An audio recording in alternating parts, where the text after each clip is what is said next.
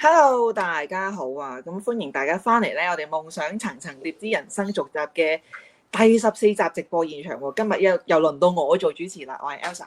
咁今日咧就想同大家傾一個咧，我相信咧係好多媽咪咧都應該有興趣嘅話題喎，就係咧創業大比拼啦。咁我哋4位媽咪咧就居住喺唔同嘅地方啦，咁啊背景又唔一樣喎。咁有穩定嘅工作啦，亦都有實體創業啦，亦都有曾經經營過代購喎。咁但係最重要嘅係乜嘢咧？就係我哋都係因為透過網絡創業而認識彼此對方嘅。咁咧，咁廢話唔好講咁多啦。咁首先第一個咧，想請Holly 分享一下啦。咁因為 Holly 咧以前喺香港做咗10幾年嘅社工喎。咁啊，我就認為係一個即係高薪良準嘅一份職業啦。咁有穩定嘅收入，又有固定嘅即係返工時間咧。其實對於有小朋友嘅家庭嚟講，其實都係一個最穩陣嘅選擇嚟嘅喎。咁你當時有冇啲咩掙扎嘅位咧，係可以同大家分享一下？同埋到你移民之後咧，接觸到呢個網絡創業之後咧，對你有啲咩嘅新嘅睇法咧？好啊，咁我就講下我掙扎嘅位啦，係啦，廢話少講係咪？講笑啫。咁其實咧講起社工，真係好多人都覺得係好穩定定嘅，咁同埋都係講話，如果經濟差咧，做社會服務嘅好處係咩啊？因為社會服務一定係有需求嘅，咁所以個飯碗其實真係好穩陣啦。咁同埋一路做，隨住年資嘅話，其實佢都會係不斷咁會加你人工嘅。咁所以其實係穩穩陣陣去做，其實係冇問題。咁但係咧，當然有掙扎啦，因為我發覺係個工作量咧係隨住你一路做咧係會增加嘅，個責任咧都係會越嚟越多。咁呢個係避免唔到嘅。跟住就發覺係好容易跌咗落去一個要 OT 嘅循環裡面咯。咁就係會好想，因為我嗰時都已經有小朋友啦嘛。咁同埋嗰時有請工人姐姐去照顧我個仔咧，咁我都唔想話擺太多時間係啦喺工作上面嘅，所以成日都要追趕住個時間去 OT 去完成到自己嘅嘢啦。咁另一樣嘅掙扎就係因為都要睇我嘅機構嘅服務理念啊，係啦，咁可能我有啲自己嘅諗法想嘗試嘅嘢。咁但係唔係一定話好自由地，我想去試就得咯，係都要睇個機構佢有幾認同啦。咁所以有時都係即係會有啲嘢想做，但係未必可以發揮到嘅。另一個就試過啦，因為我做10幾年啦，始終都有面對過唔同嘅老闆上司嘅。咁當一轉咧咗上司嘅話咧，個作風就唔同晒啦。咁所以又係一個適應咯，係啦，即係究竟夾唔夾得到咧？咁都會有呢個嘅未知之數啦。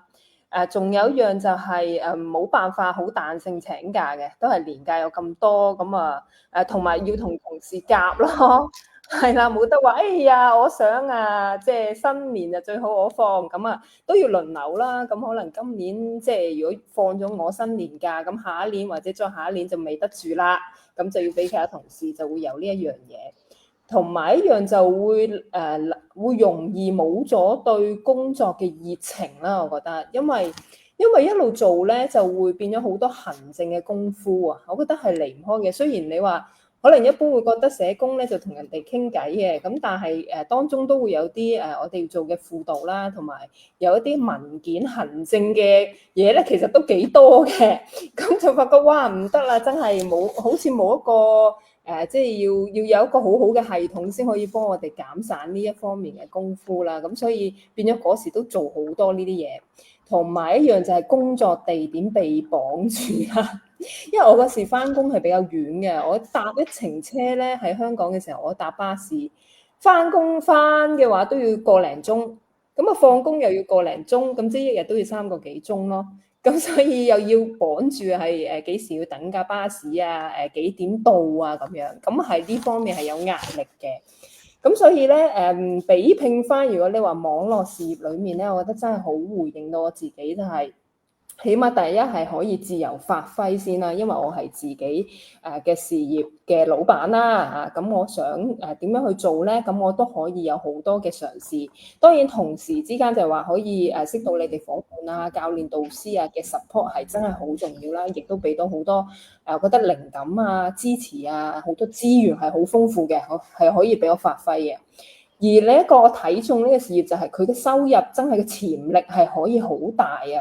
一旦我哋開啓咗佢嘅時候咧，嘣嘣嘣咁樣就好精彩。我覺得呢個係真係即係佢穩定工作係冇嘅，雖然係好穩陣，升咁樣同你嗰下，嗰下即係嗰個真係好似魔法嗰一種嘅感覺係好正，亦都係有待我哋係努力去發掘。同埋一個就係我起碼可以而家即係我自己幾時想請假，幾時休息都得啊嘛。同埋工作嘅地點係超彈性，好似而家咁咧。其實我個仔已經放緊復活節假噶啦，但係點解身後唔見咗佢咧？但係彈性嘅好處咧，就係我就安排咗佢去鄰居嗰邊啊，而家喺嗰邊玩緊。咁我同你哋啦，然之後我又會再過去噶啦，即係同鄰居聯絡下啦，跟住喺嗰度玩啦，或者同鄰居拍下片、影下相。咁我已經又可以有啲素材，可以喺個post 嗰度同大家分享我嘅即係生活嘅事業啦。呢個就係一個彈性，我就非常之中意。係啦，咁我嘅分享係咁多。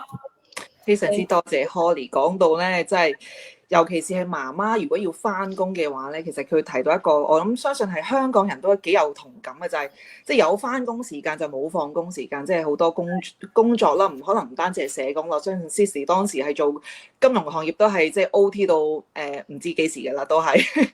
即係呢個，我諗係即係大部分一個打工仔其實都係一個通病咧，即係都係需要 OT 嘅。咁變咗係即係有小朋友嘅家庭嚟講咧，都係幾吃力嘅。即係媽咪啊、爸爸啊，想要照顧小朋友，想要同多啲小朋友一齊嘅時間咧，其實都被即係工時啦或者工作地點咧綁死咗咧。咁其實就真係會犧牲咗好多家庭同小朋友相處嘅時間。咁所以Holly又提及到咧，呢個我哋網絡攝嘅靈活彈性，其實真係完全係將你嗰個即係打工仔嗰個缺點咧，其實係 cover 咗嘅喎。咁所以其實真係都好鼓勵咧，所以有興趣想創業嘅媽媽咧，其實都係可以嘗試下，即係發展下網絡事業嘅喎。咁跟住咧，我哋又想請Sissi 分享下你曾經咧就經營過代購嘅喎。咁啊想分享下你咧，其實仲有冇經營嘅咧？咁你有留意我哋個節目嘅朋友咧，其實都頭先都講過啦。Sissi 以前咧就喺金融行業嗰度工作嘅喎，咁亦都有經營過代購啦。咁當時係點解會有呢個念頭想要做代購嘅咧？同埋經營嘅時候咧，你有冇遇到啲乜嘢挑戰可以同大家分享一下？咁到你而家經營呢個網絡創業已經成為咗教練啦，咁俾你最大嘅體會係乜嘢咧？好啊，其實嗰陣時點解會經營代購咧？其實因為我嘅前夫佢係韓國人嚟嘅。咁嗰陣時咧就佢喺香港就冇嘢做啦，即係唔係冇嘢做，係即係揾唔到啱佢嘅工作。咁所以咧我嗰陣時有個朋友佢係做日本代購，咁就話你其實都可以試下，因為我哋有 source 同埋有韓國嘅 source 咁樣。咁係嗰陣時有個朋友咁樣帶我入行。咁啊，開始咗啦。咁其實開始代購呢一個行業咧，都幾多挑戰嘅。因為開始嘅時候，其實自己都冇乜方向啦，要揾貨啦。咁其實要做好多嘅 study。因為我以前就唔係，我屋企係做 trading，即係嗰啲一隻隻貨櫃嚟嗰啲咁樣，就係同廠啊，同trading 咁樣去接觸。咁所以其實我自己未接觸過零售呢一個行業。咁所以初做嘅時候，其實自己都要去學究竟有啲乜嘢嘅貨係會啱個市場咧。咁我嗰陣時咧就係純粹靠好似自己 shopping 咁樣咯，即係自己中意啲乜嘢，咁我就介紹啲乜嘢啦。咁都經過好一個嘅 learning curve 咁樣，咁即係你會試噶嘛，咁你會試到邊啲係我真係搏中咗，係真係個市場有反應，咁跟住咧就知道原來我嗰啲客係中意呢一類嘅，咁啊揾多啲呢一類，咁都有一個幾長嘅一個學習期去揾啲咩貨。咁另外咧，其實揾貨咧都係好花時間嘅。我嗰陣時咧就點樣去揾貨咧？其實我哋喺嗰啲 marketplace 上邊咧，好多都係初好山寨咁。而家嗰啲代購做到好有規模啦。咁我哋以前嗰陣時咧，就係好早期嘅代購咧，就好山寨嘅。咁就真係喺啲 marketplace 嗰度逐個咁樣去幫人哋去訂咧。咁所以嗰陣時我哋就 subscribe 咗好多呢啲咁樣嘅marketing 嘅 newsletter 啦。咁係真係揾貨嘅時候，真係全日坐喺度去睇去 run 呢啲咁樣嘅 newsletter，睇下有啲咩新嘢啊，有啲咩可能係香港嘅市場會啱啦。咁嗰陣時最挑戰嘅就係真係要個市場觸覺，究竟香港興啲乜，或者個 trend 啲人係中意啲乜咁樣。因為其實我開始嘅時候咧，韓流係未好似而家咁盛行嘅，即係啱啱開始嘅嗰陣時。咁其實都好彩，因為真係食正個頭啖湯嗰陣時，咁所以生意都幾好。咁另外一個嘅 challenge 咧就係我唔識韓文。咁變咗咧，因為我要去做揾貨嗰個咧，咁變咗我就真係咧要逐句逐句咁樣去翻譯，去睇究竟佢嗰個 product description 係乜嘢。咁所以咧我就都花咗幾多時間喺嗰度啦。咁另外就係 marketing 上面啦，唔識嘅，自己未試過做 social media marketing。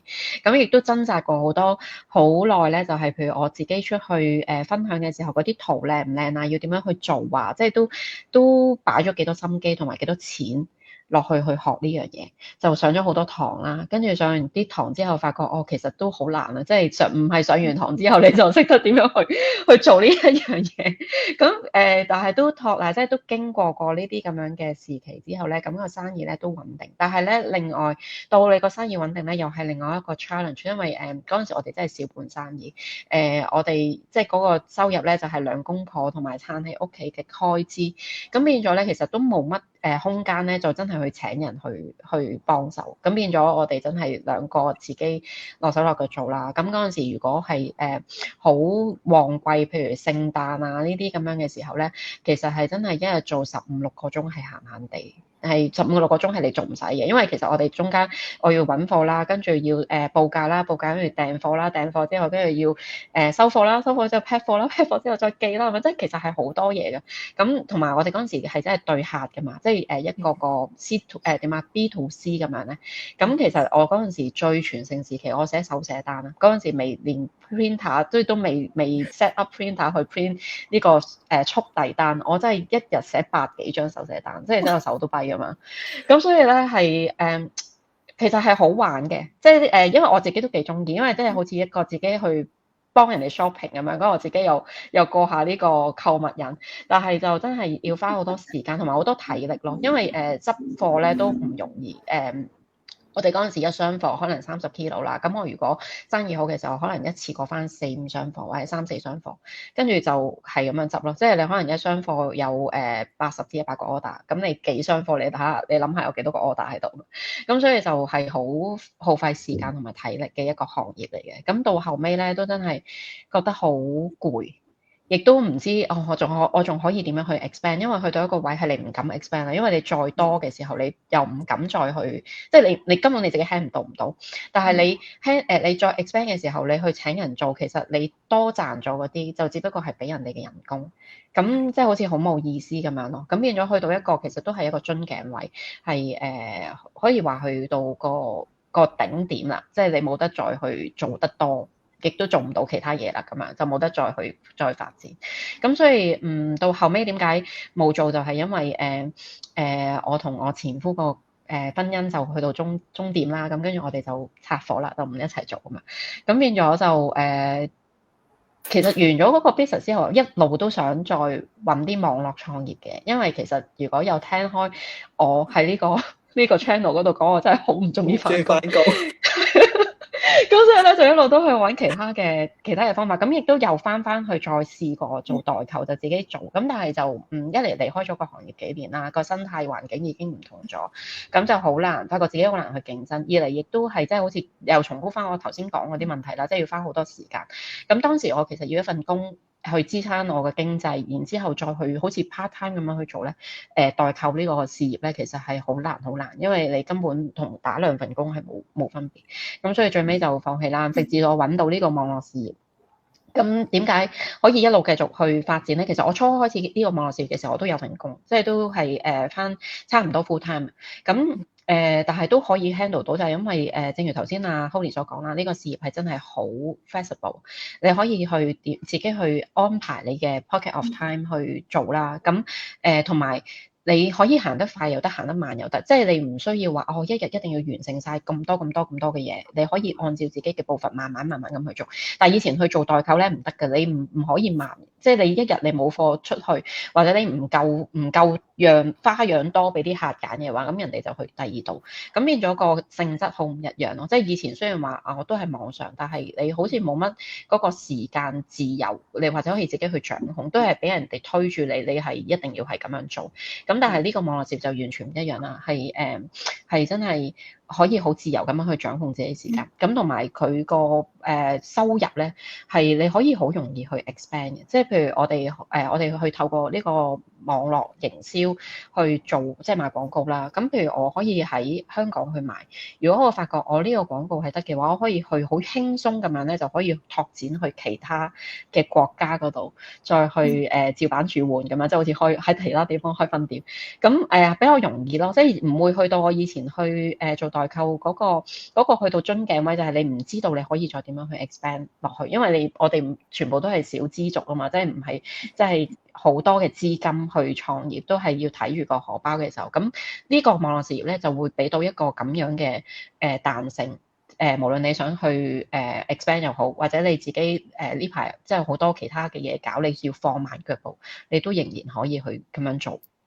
咁所以就比較適合一啲即係冇乜時間啦，或者比較忙碌嘅都可以去開始得到。咁另外就係以前去做嘅時候咧，即係佢點樣去學 marketing 咧，真係自己要左拼右湊咁樣上好多堂，但係你都唔知要點樣運用。但係呢度咧，佢嘅好處就係佢真係有一個好好嘅培訓，佢你需要嘅基本知識佢會俾你。咁跟住你自己跟住做嘅時候，你遇到問題嘅話咧，其實可以有好多嘅 business partner 啦，去討論啦，或者自己嘅 mentor 啦，自己嘅 coach 啦，可以去請教佢哋，大家去聽好多唔同意見，跟住你會有好多唔同嘅方法，你可以去逐個試，睇下邊一個 work 咁樣咯。咁唔係話有人教你就，即係因為其實做生意都唔係得一個方面啦，咁啊，即係你都係要揾啱自己嘅方式。但係最起碼係我哋有人喺度幫你去一齊去 brainstorm，你可以有好多唔同嘅 idea，唔需要自己一個坐喺度，真係拗爆頭，你都唔知究竟嗰件事要點樣解決咯。咁所以呢個就係我以前做代購同埋而家呢個網絡事業嗰個最大嘅分別。多謝 Sissi 嘅分享，真係唔做過代購咧，真係唔知道原來係嗰個故事係咁複雜嘅，當中要處理嘅事情都咁繁瑣，即係投入嘅時間好多啦，遇到嘅挑戰亦都好大啦，咁樣亦都即係面對語言嘅挑戰啦，咁樣咁Sissi佢有提及過咧，其實我哋呢個網絡事業其實最好嘅賣點係乜嘢？即係嗰個 training site 嗰個培訓嗰個資源咧，非常之豐富。即係無論我哋係即係英文叻嘅又好，或者英文唔係好掂嘅，我哋都而家已經有一個即係好多國嘅語言翻譯啦，去幫助你去點樣上手去學習啦，亦都係即係唔需要左拼右砌嗰啲課程。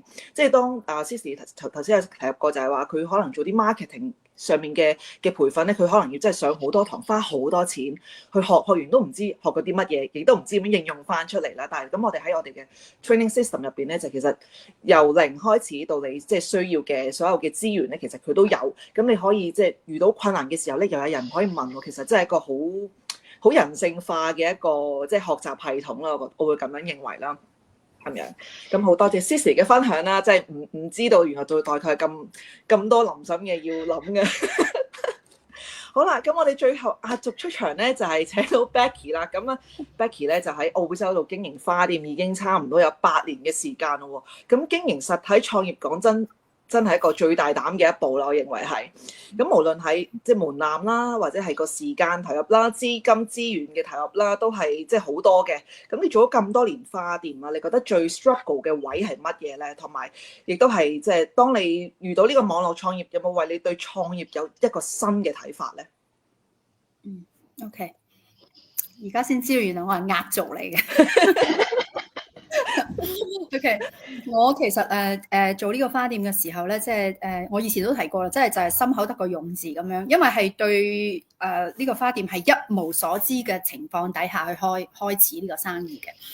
咁當時就好幼稚咁樣認為咧，自己做生意，自己做老闆，咪咩都自己話事咯。即係話會靈活啲啦，就係會咁樣諗咯。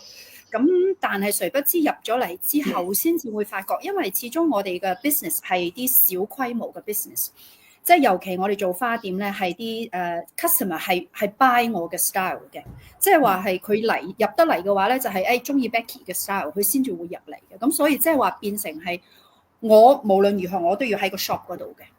咁即係。所以當初我喺度諗，以為嚇，即係話啊，咁我做老闆，可能我到時請個人啦嚇，咁就 OK。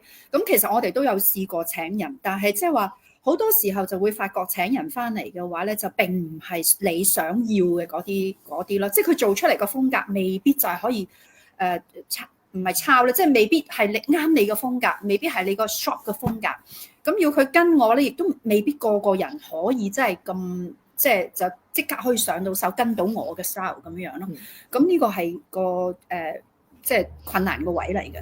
咁其實同阿 Cicely 都有少少相同，就係話咧，好似個 business 咧到咁上下一個位嘅時候，就即係變咗係一個樽頸嚟㗎啦。咁我哋覺得business 好似多咗咯，大咗咯，係咪要 expand 咧？咁一個我哋個 shop 個鋪面細，咁如果你要請人嘅話咧，可能就會係咯，即係個 work 個即係個工作嘅地方又唔夠大啦。咁但係你如果要諗，哇！如果到時再出去租翻個大個地方嘅話咧，即係又要個費用又要即係 increase，係咯，又有個壓力喺度。咁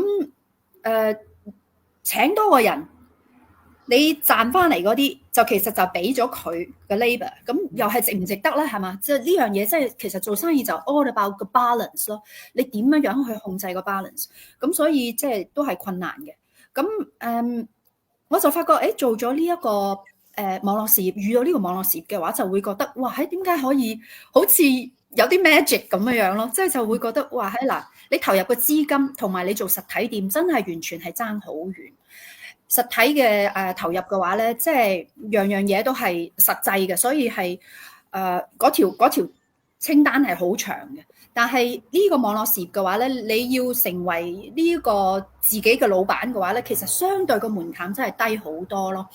咁仲有就係話你付出嘅時間咯，即係主要係我話齋，我想做老闆，我都係想 flexible 啫嘛。但係我而家做呢個零售嘅花店嘅事業嘅話咧，我根本係即係冇呢個時間嘅自由，因為我一直都係工作6日。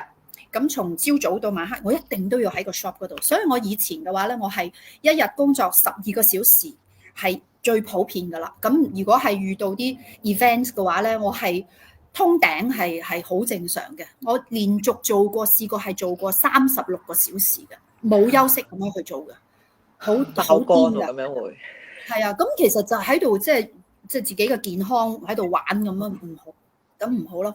咁呢個網絡事業嘅話咧，就係你個時間有個 flexible，咁同埋就係話，好似 Holly 話齋，哇！你會見到好似 magic 咁啊！即係話，如果係一旦你get 到你嘅 business 嘅話咧，即係個潛力好大咯，嗰個 potential 好大咯。咁同你做實體嘅嘢，即係唔同。實體嘅話就係你真係要好努力咁樣，可能一分耕耘一分收穫。但係咧，如果係呢個網絡事業，佢真係會有到咗某個位嘅話，你係會見到好似係一個即係點講啊？好似跳躍式嘅點係咯，就係咯嗰種咯。咁我覺得呢個係亦都係好吸引嘅一個方面嚟咯。咁但係 anyway 啦，即係無論係網絡事業又好，實體事業又好，其實咧。我亦都唔係喺度講緊話網絡事業就一定就係話好唔需要努力，一樣係你要需要努力嘅。只不過即係話我總嘅嚟講，我係覺得我做咗呢個網絡事業之後咧，我真係可以俾到家庭嘅時間多咗，呢樣嘢係真係好大嘅得着嚟咯，係咯嚇。咁呢個係我嘅分享嚟嘅。哇，多謝 Becky 嘅分享啦。咁頭先咧。Becky 講到一樣嘢咧，我幾 buy 嚟嘅，就係話咧，哇！當時候開花店咧，心口得個勇字，唔知啊，衝出去先咁樣。即係我係其實覺得好多人喺呢觀望緊呢個即係網絡事業嘅時候咧，真係諗太多，就覺得背後係乜嘢嚟㗎？我敢唔敢邁前多一步啊？其實真係唔好諗咁多，心口掛個勇字咧，其實入嚟睇下先，你先知道其實我哋背後咧，其實嗰個運作模式係點樣樣咧？其實真係會令到你大開眼界嘅。頭先亦都係咁3位啦，亦都分享過咧，其實真係好似一個魔法咁樣嘅，即係可能咧入到嚟經營呢個網絡嘅事業嘅時候咧，其實起步當然係都即係唔係話咁 easy 啦，都要投時間啦，時間去努力啦，去學習即係當中嘅一啲知識啦。因為其實網絡創業對好多人嚟講咧，其實係一個好新嘅一個領域嚟嘅。即係當你講得喺網上做生意，啲人好多都會諗係咪真係做網店啊？係咪真係做電商啊？或者係咪真係做代購？其實通通都唔係，你入到嚟咧，你先會知嘅咁樣咯。係啊，都想Becky 頭先都有講過咧，其實就係即係嗰個當你哋即係想要去到樽頸位要 expand 個生意嘅時候咧，其實你係好困難嘅。即係當你好想去即係擴展，想再即係賺多啲錢去擴充嘅生意嘅時候咧，其實你又驚即係面對嗰個租金嘅壓力啦，或者請員工嘅壓力啦。咁但係喺我哋即係做網絡創業嘅時候咧，就呢樣嘢咧，其實即係投入嗰個成本其實係好 flexible 嘅。即係你有手頭充裕嘅時候咧，係真係你可以投入多啲啦，或者你覺得呢排手頭即係唔係咁，即係手頭上好多嘢可以做，要做嘅時候咧，亦都可以放慢腳步。即係其實係豐儉由人嗰個經營事業嗰個節奏咧，係真係由你去話事嘅，就唔會話哎呀，我想要俾啲嘢去追住你走咁樣咯。係啊，咁今日真係好多謝3位嘅分享啦，咁樣咁我哋今日咧一齊都探討咗我哋返工啦、做代購啦，亦都實體創業嘅3條唔同即係嘅工作模式啦。咁每一條路咧，其實都有佢嘅價值，咁背後亦都有佢嘅堅持同埋選擇啦。咁其實創業咧都唔一定要好大陣仗嘅，好似我哋網絡創業咁咧，其實真係每個人都可以開始，即係適合任何一個人嘅，無論你有經驗又好啦，你有你個資本唔係咁雄厚嘅都可以入嚟試一試我哋嘅網絡創業噶喎。咁啊，其實最主要咧唔係話一定要自己要做老闆啦。咁其實而係你願唔願意去為自己嘅人生咧主動去做選擇喎。咁我覺得咧最重要唔係要做乜嘢，而係你想要乜去，你係想要一個點樣嘅生活啦。咁做媽咪其實我哋有好多嘅責任同角色喺度噶喎。咁但係千祈唔好忘記咗，其實我哋嘅夢想咧唔係奢侈嘅，而係值得被尊重同埋實現嘅。所以無論今日你行緊邊一條路都好啦，咁都唔好孤單，因為我哋4個都係喺度咧陪你一齊成長，同你擁抱夢想，保持期盼嘅。咁今集時間咧就去到呢度啦，咁下星期再同你夢想層層疊枝人生續集啦，拜拜，拜拜。拜拜。